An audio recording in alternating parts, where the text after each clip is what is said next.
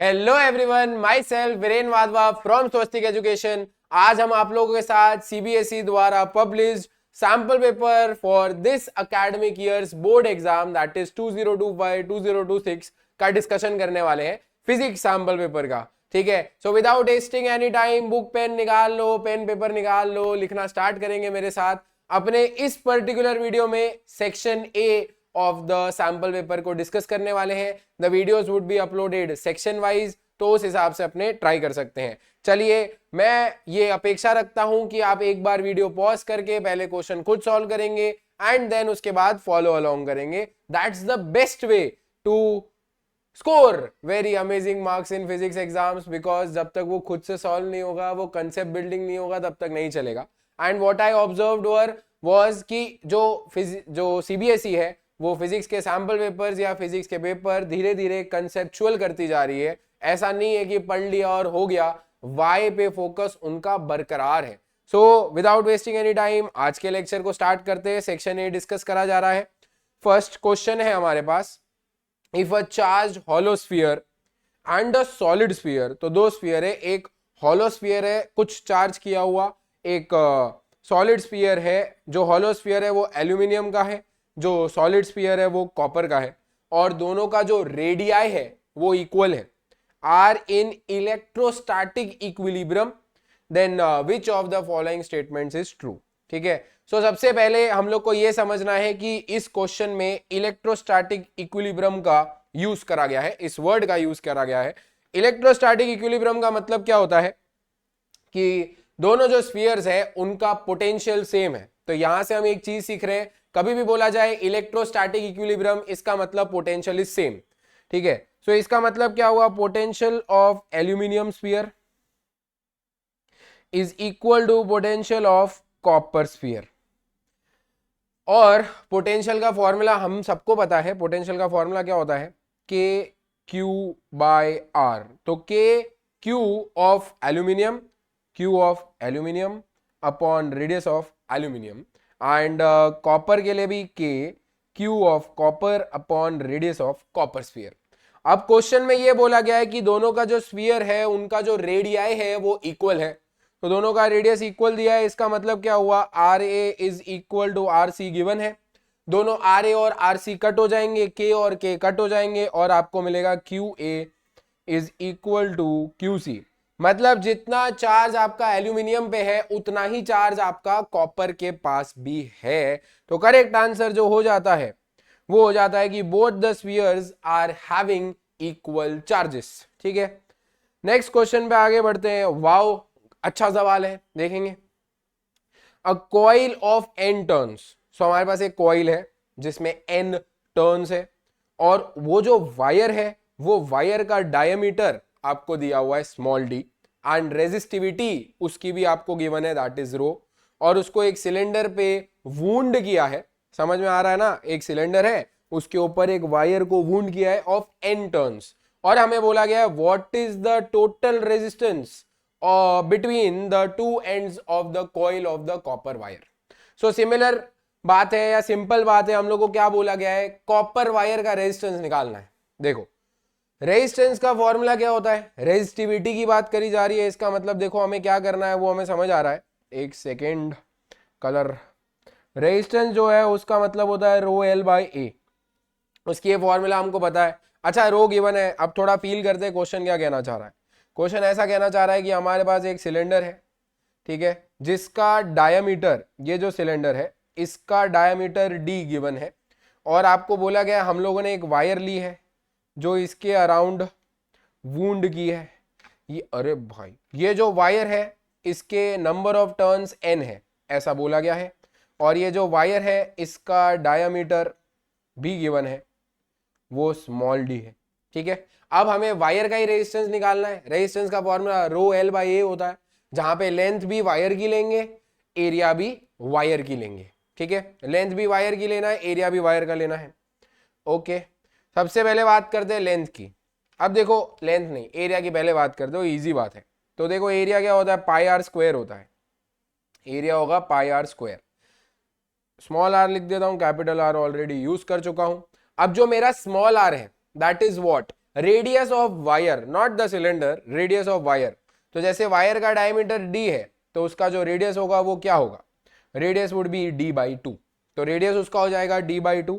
सो हम लोग ये जो r है इसकी जगह पे क्या लिख सकते हैं, ये r की जगह पे लिख सकते हैं d/2 का स्क्वायर। अब बात आती है लेंथ ऑफ वायर निकालनी है।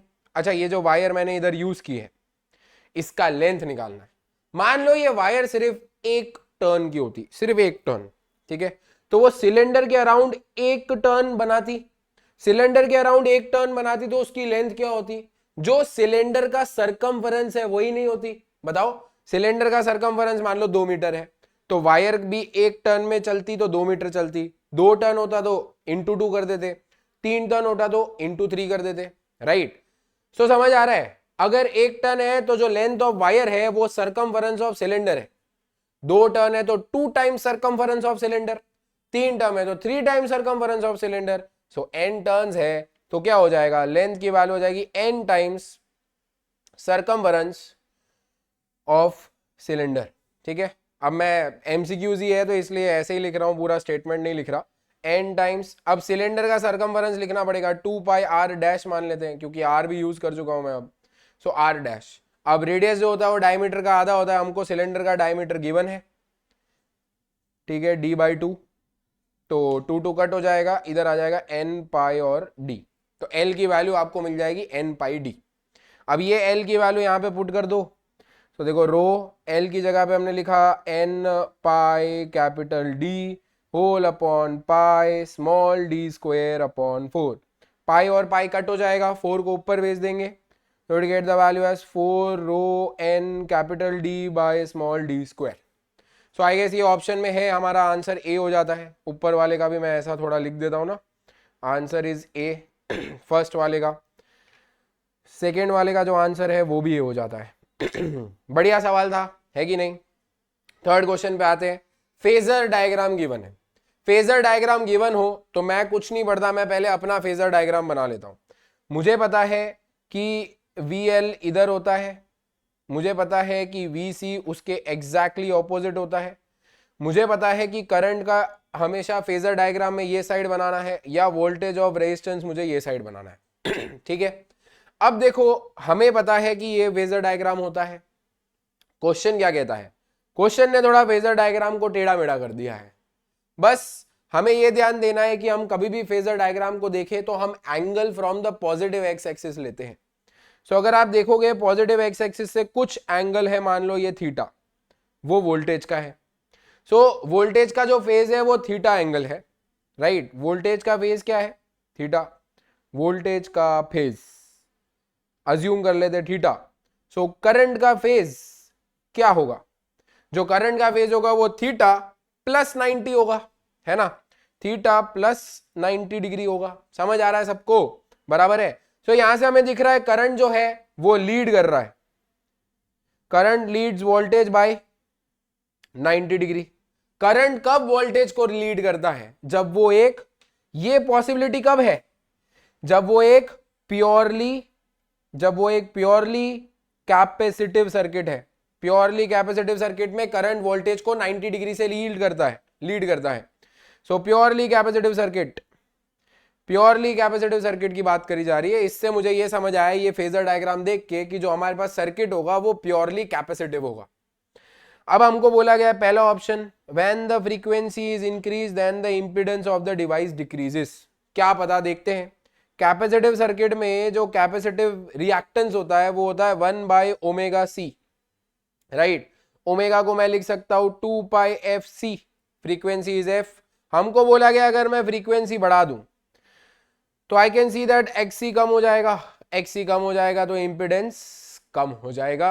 Impedance is net resistance of the circuit. अब मेरा प्योरली कैपेसिटिव सर्किट है तो मेरा जो इंपिडेंस है वो xc के बराबर ही है, तो अगर मैं फ्रीक्वेंसी बढ़ाऊंगा तो xc कम हो जाएगा। xc कम होने से आई कैन ऑब्जर्व दैट कि मेरा जो इंपिडेंस है वो भी कम हो जा रहा है, तो करेक्ट आंसर अगेन ए है। चलिए नेक्स्ट सवाल पे आगे बढ़ते हैं। फोर्थ सवाल एक इजी थियोरेटिकल सवाल है। हमें बोला गया है विच of the following statement is true for radio waves and gamma waves. तो रेडियो वेव्स और गामा रेज में जो बात है वो ये है कि हमें पता है रेडियो वेव की जो फ्रीक्वेंसी होती है रेडियो वेव्स की फ्रीक्वेंसी जो होती है वो ज्यादा होती है कि कम होती है गामा वेव से? सोचो सोचो, कम होती है। So frequency of gamma rays, gamma double M, तो फ्रीक्वेंसी रेडियो वेव्स की गामा रेज से कम होती है। तो इससे मुझे ये भी पता चलेगा कि जो एनर्जी होगी, जो एनर्जी होगी वो भी रेडियो की गामा से कम होगी। क्यों? क्योंकि एनर्जी का फॉर्मूला होता है H F, H into frequency. Frequency को म्यू भी लिखते हैं, मुझे अच्छा नहीं लगता म्यू, मुझे लगता है एफ। तो ठीक है, तो एनर्जी एफ के प्रोपोर्शनल होता है। तो इससे हमें समझ आएगा कि आंसर जो हो जाता है वो डी हो जाता है। इस बार ए नहीं आया है। इस वाले क्वेश्चन का आंसर डी है, energy of radio waves is less than that of the gamma waves. ठीक है, नेक्स्ट क्वेश्चन पे आगे बढ़ते हैं। वाव सवाल है, पहले तो आपको एक बार में दिखना भी तो चाहिए, तो थोड़ा सा ठीक, अब अच्छे से दिख रहा है। हमको बोला गया a glass prism has internal angles of 45 degree, 45 degree and 90 degree, उसका क्रिटिकल एंगल भी 45 डिग्री है। अब कौन सा रे डायग्राम आपको पॉसिबल पाथ बताएगा, ये आपको बोला गया है। ठीक है, अच्छा देखो, ये सारे रे डायग्राम्स को देख के मुझे इतना समझ आ रहा है कि टोटल इंटरनल रिफ्लेक्शन तो होना ही है, ये तो फिक्स है ना। देखो इनने थोड़ा टेढ़ा मेढ़ा डायग्राम भी बनाया है, तो पहली बार जब हम ये क्वेश्चन को देखते हैं तो हमें लगता है पता नहीं क्या बनाया है, सब सही लग रहा है। ठीक है, सो चलो टोटल इंटरनल रिफ्लेक्शन होगा, ये मुझे पता है, क्योंकि देखो कोई भी रे सीधा सामने नहीं जा रही है, पहले डेविएट हो रही है, फिर टोटली इंटरनली रिफ्लेक्ट हो रही है, इधर भी टोटल इंटरनल, इधर भी टोटल इंटरनल, हर जगह पे टोटल इंटरनल रिफ्लेक्शन जो है वो हम देख पा रहे हैं। आई गेस सबको क्लियर होता है, बराबर बात है। तो हर जगह पे मैं टोटल इंटरनल रिफ्लेक्शन तो देख पा रहा हूं। अब मुझे क्या करना है, अब मुझे थोड़ा दिमाग लगाना है कि जब मैं rare medium to denser medium में जाऊंगा तो क्या होगा, और डेंसर टू रेयर में जाऊंगा तो क्या होगा। हम सबको पता है कि हम जब रेयर से डेंसर जाते हैं तो हमारी जो रे ऑफ लाइट है वो क्या हो जाती है, टूवर्ड्स द नॉर्मल शिफ्ट हो जाती है, और जब हम डेंसर टू रेयर जाते हैं तो हमारी ray of light away from the normal shift हो जाती है, बराबर है। तो अब ये सारे डायग्राम में हमको ये नॉर्मल लाइन बनानी है, नॉर्मल रे बना के देखना है कि यार कौन सा डायग्राम सही है कौन सा गलत।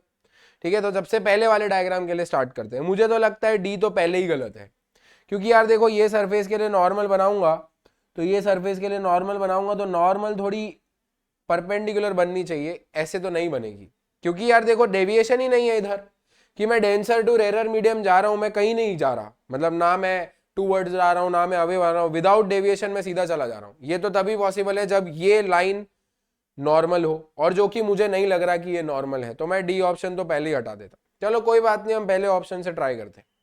फर्स्ट ऑप्शन देखेंगे। फर्स्ट ऑप्शन ये है कि हमारे पास प्रिज्म है और हमने इंसिडेंट लाइट ऐसे बनाई है। अगर इंसिडेंट रे ये है, जब वो रेयर टू डेंसर मीडियम जाएगी तो वो क्या करेगी बताओ, टूवर्ड्स द नॉर्मल शिफ्ट हो जाएगी, उसको टूवर्ड्स द नॉर्मल शिफ्ट होना पड़ेगा क्योंकि वो रेयर टू डेंसर मीडियम जा रही। पहले आप इस पे नॉर्मल बनाएंगे, तो अगर आप नॉर्मल बनाओगे तो वो इस पे परपेंडिकुलर हो जाएगी। तो मेरे हिसाब से परपेंडिकुलर लाइन देखो सीधी लाइन बनती है, परपेंडिकुलर लाइन जो है वो ये है। अच्छा इसको जाना चाहिए था ऐसे, पर वो टूवर्ड्स द नॉर्मल शिफ्ट हो जाएगी, नॉर्मल ये रही, ठीक है, तो टूवर्ड्स द नॉर्मल शिफ्ट होके अंदर चली गई। हाँ भाई अभी तक तो सही लग रहा है, बराबर बात है। फिर टोटल इंटरनल रिफ्लेक्शन हुआ, हमने यहाँ पे नॉर्मल रे बनाई, तो एंगल ऑफ इंसिडेंस और एंगल ऑफ रिफ्लेक्शन सेम होना चाहिए, तभी तो टोटल इंटरनल रिफ्लेक्शन होगा। यहां तक भी सही लग रहा है। फिर ये यहां चली गई, अब इसको क्या करना है, अब इसको डेंसर टू रेयर जाना है। अगर वो denser medium to rare medium जाएगी तो क्या होना चाहिए, अवे फ्रॉम द नॉर्मल होना चाहिए। चेक करते हैं, देखो भाई इस पे भी नॉर्मल बनाते हैं। सो नॉर्मल जो है वो कुछ इस प्रकार बनेगी, थोड़ा परपेंडिकुलर लाइन पहले बना देता हूं, फिर इसको अरे बना रहा हूं ठीक है, दिस इज द नॉर्मल रे। सो अब देखो क्या होता है, इसको जाना चाहिए था ऐसे, सीधा सीधा जाना चाहिए था, पर वो जाएगी अवे फ्रॉम द नॉर्मल, तो यस देखो वो अवे फ्रॉम द नॉर्मल चली गई। सो ये जो डायग्राम है पहला डायग्राम ही वो सारी चीजों को सही, मतलब पूरे लॉज ऑफ रिफ्रैक्शन को सही से फॉलो करता है, तो इसका आंसर जो हो जाएगा वो करेक्ट आंसर ए हो जाएगा। अगर यही ऑप्शन डी नंबर पे होता तो आपको पहले हर एक ऑप्शन ट्राई करना पड़ता, उसके बाद आपका आंसर आता। ठीक है आगे बढ़ते हैं नेक्स्ट क्वेश्चन की तरफ। फिफ्थ का आंसर ए है। सिक्स्थ मतलब फिफ्थ का ही और पार्ट है. This was for visually impaired person, but अपने को यार क्वेश्चन करने से मतलब है तो हम सारे क्वेश्चन ही करेंगे. ठीक है, सो क्वेश्चन करते हैं. देखो, light passes from certain medium into air. कोई मीडियम से एयर में जा रही है. Critical angle of given medium theta है. क्रिटिकल एंगल का मतलब क्या होता है? देखो, साइन थीटा सी. क्रिटिकल एंगल का फॉर्मूला क्या होता है? रेयरर मीडियम का refractive index upon denser medium का रिफ्रैक्टिव इंडेक्स. अगर मेरे मीडियम का क्रिटिकल एंगल थीटा है तो मैं लिखूंगा sine theta is equal to rarer medium का रिफ्रैक्टिव इंडेक्स इज 1. एयर में जा रहे हैं ना, और डेंसर मीडियम का म्यू मान लेते कि मेरा जो मीडियम है उसका रिफ्रैक्टिव इंडेक्स म्यू है. तो यहां से मुझे म्यू का वैल्यू मिल जाता है 1/sin थीटा. तो मैंने जितना पढ़ा उससे मुझे जो समझ आया वो मैंने लिख लिया. अब हमको बोला गया है हमें speed of light in the given medium निकालना है. अच्छा, ये भी तो हमें पता है कि जो रिफ्रैक्टिव इंडेक्स का फॉर्मूला होता है वो होता है c/v, और v जो है आपको c/म्यू करके मिल जाएगा. c/म्यू, म्यू इज 1/sin थीटा. तो c sin theta is the answer. ठीक है, तो करेक्ट आंसर जो है हमारा c sin थीटा है. तो इसका आंसर जो हो जाता है वो d हो जाता है. तो दिस वाज ओके सवाल, नॉट सो गुड. ठीक है, अगले सवाल पे आते हैं. अगला वाला काफी इजी है, थियोरेटिकल क्वेश्चन है. हमको बोला गया है the light from a monochromatic source is incident on a single slit. तो सिंगल स्लिट पे इंसिडेंट कराया जा रहा है. The resulting diffraction pattern is viewed on a screen. तो डिफ्रैक्शन का बात करा जा रहा है. सिंगल स्लिट एक्सपेरिमेंट, डिफ्रैक्शन की बात करी जा रही है. और हमें पता है डिफ्रैक्शन में इंटेंसिटी सबसे ज्यादा होती है, फिर धीरे धीरे धीरे धीरे कम होती जाती है. बराबर बात है. अब हम लोग ने क्या किया? विड्थ ऑफ द स्लिट को इंक्रीज करा है, keeping the intensity of the source same. तो सोर्स की इंटेंसिटी सेम है, सोर्स की इंटेंसिटी को चेंज नहीं किया. मतलब अगर पहले सोर्स 10 पार्टिकल निकाल रहा था तो अभी भी 10 पार्टिकल ही यहां से जाएंगे पर यूनिट एरिया, है ना. इंटेंसिटी क्या होता है? Number of particles striking perpendicular to the surface per unit area होता है. बराबर. तो इंटेंसिटी अभी भी उतनी ही है कि 1 मीटर स्क्वायर अगर एरिया है तो उसमें 10 पार्टिकल जाएंगे, 2 मीटर स्क्वायर एरिया है तो 20 जाएंगे, ऐसा है. तो intensity of the source is same. हमें बोला गया है स्लिट विथ इंक्रीज कर दिया है. स्लिट विथ मतलब क्या होता है आप लोगों को पता है? Small D. बराबर बात है. स्मॉल ए डिफ्रैक्शन है इसलिए तो हम लोग ने ये जो स्मॉल ए का वैल्यू है उसको इंक्रीज कर दिया. अच्छा, स्लिट विथ इंक्रीज करने से क्या होगा? क्या होगा बताओ? जो सामने इंटेंसिटी आएगी, मतलब जो सामने लाइट आएगी वो अब ज्यादा आएगी, एरिया बढ़ जाएगा. एरिया बढ़ जाएगा तो अब जो मेरे को रिजल्टेंट डिफ्रैक्शन पैटर्न देखने को मिलेगा उसकी इंटेंसिटी भी तो बढ़ जाएगी, है ना, कंपेयर टू प्रीवियस. क्योंकि मैंने स्लिट विथ को इंक्रीज कर दिया है तो अब ज्यादा लाइट आने वाली है, ज्यादा लाइट आने वाली है. तो intensity of diffraction pattern formed on the screen भी बढ़ जाएगी. बराबर है, बिकॉज एम्पलीट्यूड भी बढ़ गया. और हमें पता है कि अगर एम्पलीट्यूड बढ़ जाता है और इंटेंसिटी तो एम्पलीट्यूड के स्क्वायर के प्रोपोर्शनल होता है, तो अगर एम्पलीट्यूड बढ़ गया तो इंटेंसिटी भी बढ़ जाएगी. तो करेक्ट आंसर जो हो जाता है हमारा सिक्स्थ वाले का. देखो, इंटेंसिटी बढ़नी चाहिए. सो ये तो गलत हो गया, ये भी गलत हो गया, ये भी गलत है. क्योंकि इंटेंसिटी कभी डिफ्रैक्शन पैटर्न की ऐसी हो ही नहीं सकती, क्योंकि इंटेंसिटी बीच में बहुत ज्यादा होती है फिर ड्रास्टिकली गिर जाती है एट द कॉर्नर्स, राइट. तो करेक्ट आंसर जो है वो आपके इस पर्टिकुलर क्वेश्चन का आंसर डी हो जाएगा. ये सही नहीं है, वो समझ आया ना कि ये सही क्यों नहीं है? क्योंकि ये बहुत धीरे धीरे गिर रही है. नहीं भाई, डिफ्रैक्शन में डायरेक्ट गिरती है, एकदम ही डिफरेंशिएटिंग फैक्टर होता है डिफ्रैक्शन के बॉर्डर्स पे. ठीक है, चलिए नेक्स्ट क्वेश्चन करते हैं. अगेन अपने और वाला भी कर ही रहे. सो क्वेश्चन में बोला गया है the phenomenon of superposition of two waves. दो वेव्स का सुपरपोजिशन के फिनोमिनन को हम लोग क्या कहते हैं? Resulting in redistribution of energy. देखो, क्वेश्चन कहता है redistribution of energy. Energy loss नहीं हो रही है, एनर्जी रीडिस्ट्रीब्यूट हो रही है, ऐसा बोला है. तो ऐसा इंटरफेरेंस में होता है. लॉस वाला आता है तो डिफ्रैक्शन की बात होती है. सो यहाँ पे जो आंसर हो जाता है वो हमारा बी हो जाता है. ठीक है, आगे बढ़ते हैं नेक्स्ट क्वेश्चन की तरफ. इजी सवाल है. हम लोग को बोला गया है विच of the following transitions corresponds to emission of radiation. हमें एमिशन करना है. एमिशन करना है मतलब मैं हायर ऑर्बिट से लोअर ऑर्बिट में गिरने वाला हूं. ठीक है, अब देखो ग्राफ मेरे को देखा हुआ, ग्राफ मेरे को दिख रहा है जिसमें मैं थर्ड वाला तो गलत कर देता हूं, फिफ्थ वाले को भी गलत कर देता हूं और सिक्स्थ वाले को भी गलत कर देता हूं. क्यों ऐसा? क्योंकि यार देखो ये सारे के सारे जो है एब्जॉर्प्शन कैरेक्टरिस्टिक शो कर रहे हैं. एब्जॉर्प्शन तो करना ही नहीं है ना, हमें तो करना है एमिशन. बराबर बात है। ये तीनों के तीनों एब्जॉर्प्शन है क्योंकि ये लोअर एनर्जी लेवल से हायर एनर्जी लेवल में जा रहे हैं। इसका मतलब इनने कुछ वेवलेंथ एब्जॉर्ब की होगी। हमें तो एमिशन स्पेक्ट्रा में, या मतलब हमें एमिशन वाली सबसे ज्यादा वेवलेंथ कौन सी है वो निकालना। सो मेरा जो 6 ऑप्शन है वो तो ओमिट हो जाता है। थर्ड ऑप्शन है वो भी ओमिट हो जाता है, मतलब 3 वाला ऑप्शन जो है। तो मतलब मेरे पास 2 ही ऑप्शन बचते हैं, एक फर्स्ट और फोर्थ। तो मैं फर्स्ट और फोर्थ का ही चेक कर लेता हूं। पता चला आप सब चेक करने लग गए और फिर सॉल्व करने गए, इससे बेटर है थोड़ा सा दिमाग लगा के आप ऑप्शंस को जो है एलिमिनेट कर सकते हो। सो 1 और 4 वाला अपने को देख लेना है। देखो अब आप लोग को पता है वेवलेंथ का फॉर्मूला क्या होता है। Wavelength is 1/λ is equal to RZ² into 1/N1² minus 1/N2²। बराबर बात है। अब देखो ये 1/λ है ना, हमें लैम्बडा की वैल्यू मैक्सिमम चाहिए, मतलब हमें डिनोमिनेटर मैक्सिमम चाहिए। डिनोमिनेटर मैक्सिमम होगा तो ये whole as a fraction minimum होना चाहिए। तो this should be minimum to make lambda maximum. अगर लैम्बडा मैक्सिमम है तो ये जो पूरा क्वांटिटी होना चाहिए दिस शुड बी मिनिमम। ठीक है, तो इसको मिनिमाइज करना है। आप 1 और 4 में से चेक कर लो। देखो 1 में क्या हो रहा है, 2 से 1 जा रहे हैं हम, तो फॉर ऑप्शन ए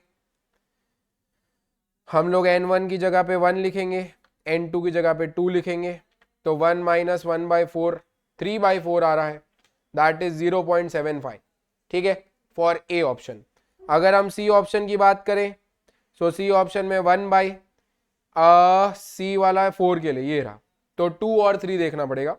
सो 2 का स्क्वायर माइनस 1/3 का स्क्वायर, 1/4 माइनस 1/9, 5/36। बहुत ज्यादा छोटा है ये कंपेयर टू 0.75। तो 5/36 का वैल्यू कम है, तो ये वैल्यू हमें कम ही चाहिए ताकि वेवलेंथ ज्यादा हो। तो करेक्ट आंसर ये हो जाता है सी वाला। तो करेक्ट आंसर इस वाले क्वेश्चन का जो हो जाएगा that would be C. Next question पे आगे बढ़ते हैं, 8th वाले क्वेश्चन पे। चलो अब थोड़े इजी क्वेश्चन आने लग गए हैं, ये वाले क्वेश्चन जल्दी हो जाएंगे। पहले 7 क्वेश्चन में आपको थोड़ा टाइम ज्यादा लगेगा, अगला आप क्वेश्चन पढ़ोगे तो देखो 8वां 9वां 10वां 11वां 12वां सारे के सारे जो है फट से हो जाएंगे, बहुत जल्दी हो जाएंगे। चलिए 8th वाला क्वेश्चन करते हैं। हमको क्वेश्चन में बोला गया है a charge particle is projected along the axis of circular current carrying loop. तो एक सर्कुलर करंट कैरिंग लूप है, उसके एक्सिस पे हम लोग ने चार्ज पार्टिकल को फेंका हुआ है। सर्कुलर करंट कैरिंग लूप का मतलब क्या है वो आप सबको पता है। देखो ये सर्कल है, मैं ऐसे बहुत सारे लूप ले लेता हूं, मान लो ना सोलेनॉइड की बात करी जा रही, तो सर्कुलर लूप के अंदर जो मैग्नेटिक फील्ड होती है वो ऐसे होती है, parallel to the axis. I guess सबको पता है, राइट। सर्कुलर लूप के अंदर जो होती है वो magnetic field parallel to the axis होती है।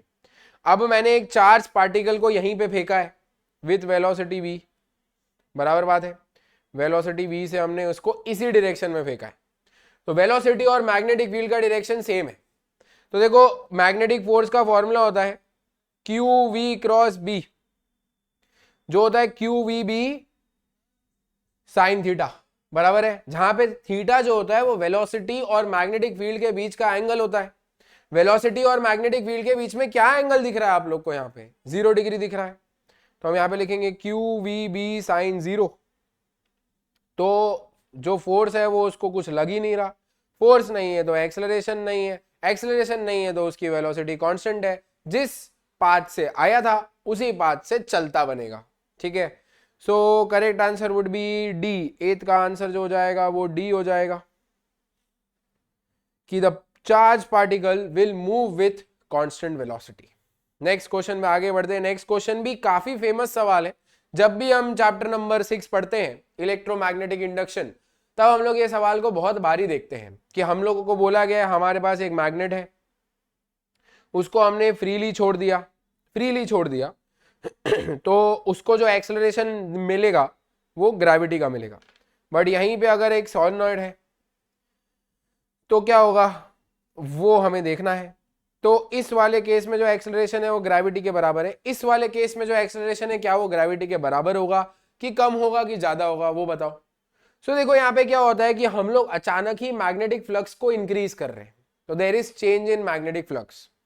सो क्या होता है, लेंज लॉ के अकॉर्डिंग हमें पता है कि लेंज लॉ क्या करता है, अपोज करता है, चीजों को अपोज करता है, राइट। कि यार मैग्नेट गिर रहा है, अब इलेक्ट्रिक फ्लक्स बढ़ रहा है, magnetic flux, sorry my bad, magnetic flux बढ़ रहा है, तो ये सोलेनॉइड क्या चाहेगा, ये अपने अंदर एक ऐसी इंड्यूस मैग्नेटिक फील्ड बनाएगा ताकि वो इसको अपोज करे। तो ये इसको बोलेगा अरे नहीं इतना जल्दी नीचे नहीं आ सकता, थोड़ा ऊपर जा ऊपर जा ऊपर जा, बराबर है। तो इस केस में सोलेनॉइड अपने साइड से एक इंड्यूस मैग्नेटिक फील्ड बनाएगा दैट वुड अपोज मैग्नेट। ये मैग्नेट को अपोज करेगा तो जो एक्सेलरेशन मैग्नेट को एक्सपीरियंस होने वाला है वो ग्रेविटी से कम एक्सपीरियंस होगा। अगर एक्सेलरेशन कम एक्सपीरियंस होगा तो उसको नीचे पहुंचने में ज्यादा टाइम लगेगा, राइट। सो सोलेनॉइड में इस वाले केस में time is more compare to ये वाले केस में। यहाँ पे एक्सेलरेशन ज्यादा है तो जल्दी पहुंच जाएगा, यहाँ पे एक्सेलरेशन कम है तो टाइम लगेगा उसको पहुंचने में। So correct answer would be the time taken by the two magnets to fall would be more for the magnet falling through the solenoid, ठीक है। सो काफी फेमस सवाल है, आई गेस आप लोग ने कभी ना कभी अपने क्लास में ये डेफिनेटली एक ना एक बार तो किया ही होगा, टाइम के टर्म्स में नहीं तो एक्सेलरेशन के टर्म्स में तो किया ही है, ठीक है। नेक्स्ट सवाल आते हैं, wow this is a good question. देखो ये वाला जो क्वेश्चन है ना, मैं आपको पहले बताता हूं, सॉल्व करते हैं ना पहले। देखो the EMF generated by an AC generator is given as v is equal to V naught sine omega T. तो हमें पता है v is equal to V naught, इनने सामने से दे दिया है, ये नहीं देते तो हमें पता होता, उल्टा इनने सामने से दिया है तो हम गलती करने के चांसेस ज्यादा है, ठीक है। सो देखो हमको क्या बोला गया, where omega is the angular frequency. अगर हम एंगुलर फ्रीक्वेंसी को डबल कर देते तो वोल्टेज क्या हो जाता है, तो सब बोलते सर ओमेगा की जगह पे अब 2 ओमेगा लिखना है, तो जो नया वोल्टेज हो जाएगा new voltage would be V naught sine 2 omega T, और ये फट से आंसर ए टिक कर देते हैं, जो कि कंप्लीटली रॉन्ग है। बताए कैसे, सोचो। ये लोगों ने ना जानबूझ के ये फॉर्मूला लिख के दिया, अगर ये लोग नहीं लिखते तो शायद हम सोच भी पाते। हमें पता है कि v is equal to V naught sine omega T होता है, पर हमें यह भी पता है कि जो v नॉट होता है वो मैक्सिमम ईएमएफ होता है generated in AC generator. So maximum EMF की भी फॉर्मूला है, आप सबको पता होनी चाहिए कि मैक्सिमम ईएमएफ, अब देखो ई नॉट लिखने की आदत है तो वी नॉट जैसे इधर लिखा हुआ है वो होता है एन बी ए ओमेगा, है कि नहीं। सो यहाँ पे ना वी मैक्स आता है, जो वी मैक्स है वो हमें पता होता है एन बी ए ओमेगा होता है, ठीक है, और इधर है साइन ओमेगा टी, बराबर। अब क्या हो रहा है, ओमेगा को हम डबल कर रहे हैं तो यहां पे भी डबल होने वाला है, यहां पे भी डबल होने वाला है, तो हमारा जो न्यू वोल्टेज होगा वो होगा 2 NBA omega sine 2 omega T, और ये NBA ओमेगा को आप वी नॉट लिख देंगे तो 2 V naught sine 2 omega T is the answer. तो करेक्ट आंसर जो हो जाता है हमारा ए नहीं होता है, ये हमारा सी होता है। पहली बार देखते हुए लोग ये गलती कर सकते हैं कि देखो कितना आसान सवाल है, ओमेगा की जगह बस 2 ओमेगा लिखना और हो गया काम, तो ये गलती अपने को नहीं करनी है, बराबर है। आगे बढ़ते हैं नेक्स्ट क्वेश्चन की तरफ। 11 सवाल देखते ही टिक कर देना होता है कि हम लोग को बोला गया मास नंबर गिवन है, रेशियो ऑफ न्यूक्लियर डेंसिटी बताओ। तो न्यूक्लियर डेंसिटी मास नंबर पे डिपेंड ही नहीं करती, न्यूक्लियर डेंसिटी हमेशा फिक्स होती है, तो करेक्ट आंसर जो हो जाएगा वो 1:1 हो जाएगा। Next question is a conceptual question. देखिए हम लोग ने जब इलेक्ट्रिक डाइपोल की बात करते हैं, तो अगर आप लोग को इलेक्ट्रिक डाइपोल का डेरिवेशन याद हो, अगर आपको याद नहीं तो वी हैव डेरिवेशन सीरीज, आप वहां पे जाके देख सकते हैं। हम लोग ने सारे डेरिवेशन डिस्कस करने का ट्राई किया है, जो भी हमारे एग्जाम पॉइंट ऑफ व्यू या न्यूमेरिकल पॉइंट ऑफ व्यू या कंसेप्चुअल बिल्डिंग में काम आएंगे, ठीक है। तो सारे उसमें हम लोगों ने डिस्कस करे हैं।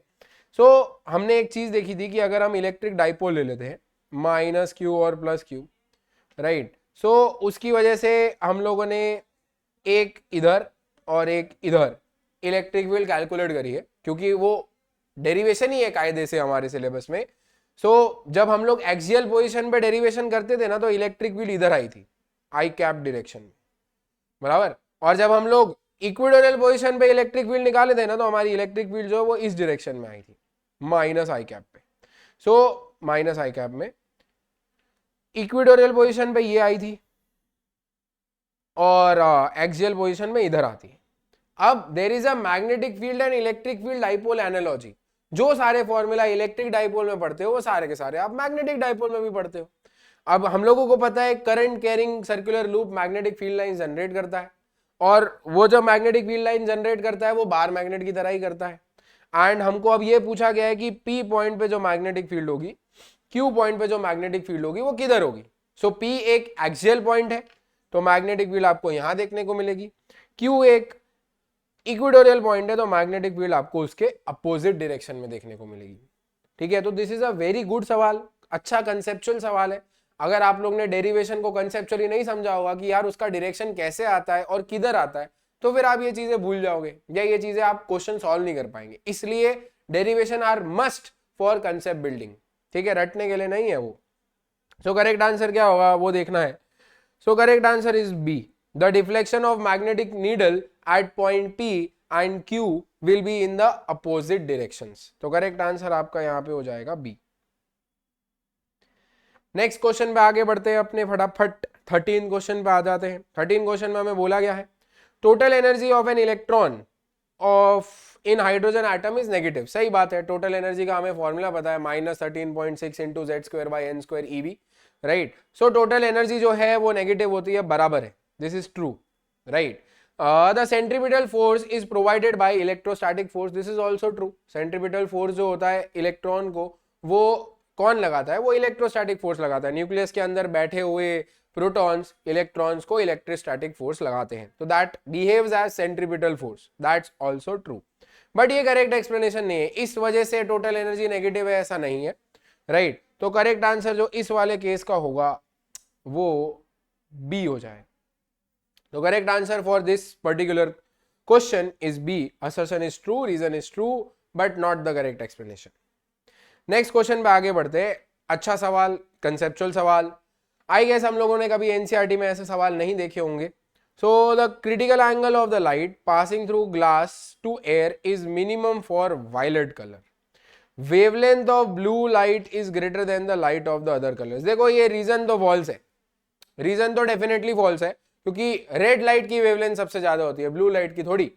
सो रीजन इज फॉल्स। तो या तो हमारा आंसर डी होगा, दैट बोथ आर फॉल्स, या तो हमारा आंसर सी होगा, assertion is true, reason is false. I guess option C वही होता है जहां तक मुझे याद है, नहीं भी तो कोई बात नहीं, असर्शन से अपने को चेक करना ही है। सो देख लेते हैं। देखो क्रिटिकल एंगल की बात कर रहे हैं, क्रिटिकल एंगल मुझे पता है कि क्रिटिकल एंगल होता है रेरर अपॉन डेंसर। रेरर की जगह पे मैं 1 लिख दूंगा, डेंसर की जगह पे मैं म्यू लिख दूंगा। देखो मुझे पता है ना mu R by mu D होता है, सो 1 बाई म्यू, ऐसा अज्यूम कर रहे थे कि हमारे मीडियम का रिफ्रैक्टिव इंडेक्स म्यू है। So I can say that कि sine theta C is proportional to 1 by mu, कि म्यू बढ़ेगा तो साइन थीटा सी कम हो जाएगा। अच्छा साइन थीटा सी, पहली बात तो साइन थीटा थीटा के प्रोपोर्शनल होता है, कि जैसे जैसे आप थीटा बढ़ाते हो वैसे वैसे साइन थीटा की वैल्यू बढ़ती है, 0 से 90 डिग्री के केस में होता है, बट फिलहाल आप ऐसा मानो साइन थीटा प्रोपोर्शनल होता है थीटा के, और साइन थीटा 1 बाई म्यू के प्रोपोर्शनल है, ये मुझे पता है और हमने देखा भी। अच्छा एक और चीज होती है, म्यू का फॉर्मूला होता है C by V, C by velocity. So mu जो होता है वो इनवर्सली प्रोपोर्शनल टू वेलोसिटी होता है। सो 1 बाई म्यू किसके प्रोपोर्शनल होगा, वेलोसिटी के प्रोपोर्शनल होगा। म्यू इनवर्सली प्रोपोर्शनल होता है वेलोसिटी के, तो 1 बाई म्यू वेलोसिटी के प्रोपोर्शनल हो जाएगा। सीधी बात है ना, ये ऐसे कर लो भाई, क्रॉस मल्टीप्लाई कर लो अगर किसी को नहीं समझा तो 1 by mu is proportional to velocity. अच्छा जो वेलोसिटी होती है वो फ्रीक्वेंसी इंटू लैम्बडा होती है। So velocity is frequency into lambda, तो velocity is proportional to lambda. तो फाइनल अगर देखें, सीधा सीधा अगर मैं देख लूं तो जो क्रिटिकल एंगल होता है मैं बोल सकता हूं कि लैम्बडा के प्रोपोर्शनल होता है। ठीक है, so critical angle is proportional to lambda. Critical angle is minimum for violet color, is this true? Yes, because lambda of violet is minimum, तो उसका जो क्रिटिकल एंगल होगा वो भी मिनिमम होगा। तो assertion is true, reason is false, इसका मतलब करेक्ट आंसर जो हो जाता है आपके इस पर्टिकुलर असर्शन रीजन का वो सी हो जाता है, राइट। नेक्स्ट क्वेश्चन पे आगे बढ़ते हैं। हम लोग को बोला गया 15th वाले क्वेश्चन में two light sources emitting waves of similar wavelengths are coherent. Two light sources emitting waves having zero or constant phase difference are known as coherent. तो बेसिकली कोहेरेंट सोर्सेस की जो डेफिनेशन है उसी की बात करी जा रही है। आप लोग मुझे बताइए कोहेरेंट सोर्सेस है कि नहीं, वो हमें कैसे पता चलता है। This is chapter 10 wave optics का सवाल है, राइट। सो कोहेरेंट सोर्सेस के क्या, कोहेरेंट सोर्सेस के क्या कंडीशन होती है, तो कोहेरेंट सोर्सेस के 3 कंडीशन होती है। या तो फेज डिफरेंस 0 हो, या तो फेज डिफरेंस कांस्टेंट हो, this is first condition. The second condition is wavelength should be same, दोनों सोर्सेज से जो वेवलेंथ निकल रही है वो सेम होनी चाहिए. And the third condition is frequency should be same. अगर तीनों कंडीशन सेटिस्फाई नहीं हो रही है तो वो कोहेरेंट सोर्सेज नहीं है. असर्शन क्या कहता है? Two light sources emitting waves of similar wavelengths are coherent. तो दिस इज फॉल्स, क्योंकि सिमिलर वेवलेंथ के साथ सिमिलर फ्रीक्वेंसी भी होना चाहिए एंड सिमिलर फेज डिफरेंस भी होना चाहिए. ठीक है. And two light sources emitting waves having zero और कांस्टेंट फेज डिफरेंस, ये भी सही बात है, पर साथ में दोनों होने चाहिए. तो करेक्ट आंसर जो होगा ना, असर्शन भी फॉल्स है, रीजन भी फॉल्स है, तो करेक्ट आंसर डी हो जाएगा. अब देखो बच्चा क्या सोचता है, बच्चा सोचता है कि ये तीन कंडीशन है, ये तीन कंडीशन गिवन है, तो पहली कंडीशन असर्शन में ट्रू है, दूसरी कंडीशन रीजन में ट्रू है. हाँ सर, दोनों यही तो कंडीशंस होती है, दोनों लिखी हुई तो है, तो असर्शन भी ट्रू है, रीजन भी ट्रू है. नहीं, हमको असर्शन और रीजन को अलग अलग इंडिविजुअल स्टेटमेंट्स की तरीके से देखना है कि दोनों इंडिविजुअली सही है कि नहीं है, वैसे देखना है. तो इंडिविजुअली दोनों गलत है, क्योंकि तीनों कंडीशन लिखोगे तो ही वो स्टेटमेंट ट्रू होगी और एल्स वो दोनों फॉल्स हो जाएगी. तो this was a good question, जहां पे ट्रिकी है, मतलब क्वेश्चन इजी है बट हम लोग कुछ भी टिक कर सकते हैं. यहाँ पे मोस्टली लोग बी कर देते हैं, तो करेक्ट आंसर यहाँ पे डी हो जाएगा. चलिए नेक्स्ट सवाल करते हैं. 16 वाला क्वेश्चन प्योरली कंसेप्चुअल सवाल है, ये आप लोग को सोचना रहेगा. देखिए, for 3 point charges to be in equilibrium they must be collinear. क्या ये सही बात है? सोचना पड़ेगा. चलिए, इक्विलिब्रियम होने के लिए क्या कोलिनियर होना जरूरी है? तो ऐसा कर लो ना, इसको गलत प्रूव करने का ट्राई करो कि कोलिनियर नहीं लेता हूं. कि मान लो 3 चार्ज ऐसे रख लिए, ये पॉजिटिव है, ये पॉजिटिव है, ये पॉजिटिव है. ठीक है, तो क्या ये तीनों इक्विलिब्रियम में हो सकते हैं? देखो, ये प्लस वाले को ये इधर खींचेगा, ओ धक्का देगा ना, खींचेगा कहाँ, ये धक्का देगा और दूसरा वाला भी धक्का देगा, दोनों का नेट ऊपर आ जाएगा. नेट जीरो तो हुआ नहीं, तो इक्विलिब्रियम कैसे हुआ? नहीं हुआ. सर इसको माइनस क्यू करके देखो एक बार, तो प्लस क्यू वाला अपनी तरफ खींचेगा, प्लस क्यू वाला अपनी तरफ खींचेगा, नेट फोर्स इधर आ जाएगा. क्या नेट फोर्स जीरो हुआ? नहीं हुआ. सर कोई और को भी नेगेटिव करके देखो. सो यही माइनस क्यू को क्या होने वाला है, माइनस क्यू रिपेल, तो ये इधर गया. ठीक है, और प्लस क्यू अपनी तरफ, तो नेट फोर्स अभी भी है. तो पॉसिबल ही नहीं अनटिल एंड अनलेस वो लोग कोलिनियर हो. देखो कोलिनियर हो गए तो पॉसिबल है ना इक्विलिब्रियम में होना, कि मान लो ये प्लस क्यू है, ये प्लस क्यू है, ये प्लस क्यू है, तो क्या इक्विलिब्रियम में होंगे? हाँ होंगे. देखो कि प्लस क्यू वाला जो है वो इसको क्या करेगा, अच्छा ये वाला जो प्लस क्यू है वो इसको क्या करेगा, धक्का मारेगा, और वो वाला जो प्लस क्यू है वो क्या करेगा, इसको इधर धक्का मारेगा. ठीक है, तो क्या दोनों ने एक दूसरे को धक्का मार दिया? बराबर है. सो क्या अब इसके ऊपर नेट फोर्स जीरो है? यस भाई, इसके ऊपर नेट फोर्स जीरो है. तो क्या ये तीनों इक्विलिब्रियम में हो? हाँ सर है. गलत हो गया आप लोग. तीनों इक्विलिब्रियम में होना मतलब क्या होता है कि तीनों के ऊपर नेट फोर्स लगना जीरो होना चाहिए, या पोटेंशियल एनर्जी जीरो कर दो, वो ज्यादा वैलिड माना जाएगा कि direct potential energy, total potential energy को जीरो कर दो. क्या यहाँ पे टोटल पोटेंशियल एनर्जी जीरो होगी? नहीं होगी ना. देखो ये प्लस क्यू वाला जो है, सो अगर हम इस प्लस क्यू वाले पे बचे हुए दो चार्जेस की वजह से फोर्स देखे तो किधर लगेगा? देखो ये वाला जो बंदा है इसको धक्का मारेगा, वो वाला बंदा है इसको धक्का मारेगा. तो क्या ये सिस्टम इक्विलिब्रियम में है? नहीं. तो यार कोलिनियर में भी इक्विलिब्रियम में नहीं हो पा रहे क्या? होंगे ना, एक बार होंगे. ऐसा कर लेते हैं. ठीक है, तो अब देखो ये माइनस क्यू है, प्लस वाला अपनी तरफ बुलाएगा, ये प्लस वाला अपनी तरफ बुलाएगा, तो इसके ऊपर नेट फोर्स जीरो हो जाएगी. जरूरी नहीं है कि तीनों की चार्जेस सेम हो. ये प्लस क्यू वाला जो है माइनस क्यू, अगर इसके ऊपर देखे तो माइनस क्यू अपनी तरफ बुलाएगा और वो वाला उसको अपनी से दूर भेजेगा. इस केस में कुछ Q1 Q2 Q3 ले लो तो ज्यादा बेटर है कि ये Q1 है, ये माइनस Q2 है, ये Q3 है. ठीक है, तो Q2 जो बीच वाला चार्ज है Q1 अपनी तरफ बुलाएगा, अट्रैक्ट करेगा प्लस माइनस, Q3 भी अट्रैक्ट करेगा प्लस माइनस, तो नेट फोर्स जीरो हो गया. इस वाले केस में देखो क्या नेट फोर्स जीरो हो जाएगा? हाँ हो सकता है ना, पॉसिबल है. Q2 बोलेगा मेरी तरफ आ, ये Q2 बोलेगा मेरी तरफ आ, Q3 बोलेगा मेरे से दूर जा, तो नेट फोर्स जीरो हो जाएगा. सो यार यहाँ पे ऐसा है कि for 3 point charges to be in equilibrium they must be collinear. Collinear होना जरूरी है. ठीक है, तो असर्शन इज ट्रू. अगर हम रीजन की बात करें, one of the 3 charges must have different polarity than the rest of the other 2. This is also true. वरना वो इक्विलिब्रियम में पॉसिबिलिटी नहीं है। तो दिस इज ट्रू। क्या ये उसका करेक्ट एक्सप्लेनेशन है? नहीं, ये करेक्ट एक्सप्लेनेशन नहीं है, क्योंकि करेक्ट एक्सप्लेनेशन क्या होता है कि पोटेंशियल एनर्जी जीरो होनी चाहिए, बराबर है, और कोलिनियर वाले केस के लिए तो ऐसा है कि नेट फोर्स जीरो होना चाहिए, कोलिनियर नहीं है तो नेट फोर्स कैसे जीरो होगा? तो करेक्ट एक्सप्लेनेशन नहीं है इधर। तो करेक्ट आंसर जो हो जाएगा 16th वाले क्वेश्चन का, that would be B. So assertion reason में भी दो क्वेश्चंस हम लोग को देखने को मिले कि जो कंसेप्चुअली अच्छे थे। सो ओवरऑल अगर मैं आप लोग को मेरे साइड से बताऊं तो सेक्शन ए जो है वो थोड़ा सा डिफिकल्ट पॉइंट ऑफ व्यू से सैंपल पेपर में बनाया गया था। इनिशियल क्वेश्चंस थोड़े सॉल्विंग पे थे, नेक्स्ट क्वेश्चंस थोड़े थियरी के थे जो जल्दी हो सकते हैं, फिर वापस कंसेप्चुअल ऑर्डर में आपको थियरी के क्वेश्चंस दिए। सॉल्विंग का पार्ट पहले 7 क्वेश्चन तक ही सीमित था, बट बाकी के क्वेश्चंस जो है वो थियरिटिकल तो थे, बट लेटर वाले लास्ट वाले क्वेश्चंस में कंसेप्चुअली भी बहुत था।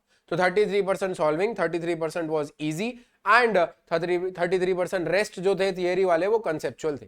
सो क्वेश्चन स्टिल 16 के 16 जो है वो अच्छे लेवल के थे, बहुत ज्यादा इजी नहीं थे। इसी के साथ हम लोग आज के लेक्चर को यहाँ पे समाप्त करेंगे। नेक्स्ट वीडियो में अपने सेक्शन बी को डिस्कस करने वाले हैं। आई होप सो आप लोगों को सब समझ आया होगा। My self Viren Wadhwa signing off. पढ़ाई करते रहे। All the very